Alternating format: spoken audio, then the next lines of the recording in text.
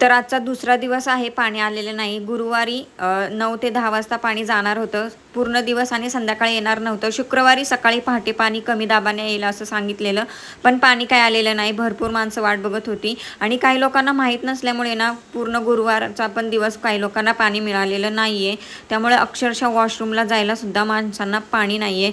तर बघा किचनवर माझा सगळा राडा पडला आहे. रात्रीची भांडी मी ठेवलेली, म्हटलं सकाळी पाणी आल्यानंतर व्यवस्थित धुवेन, पण कशाचं पाणीच आलं नाही. आणि रात्री बऱ्याच जणांना पाणी नव्हतं, त्याच्यामुळे मी बऱ्याच जणांना पाणी दिलं. मी भरून ठेवलेलं, थोडंफार मला ठेवलं.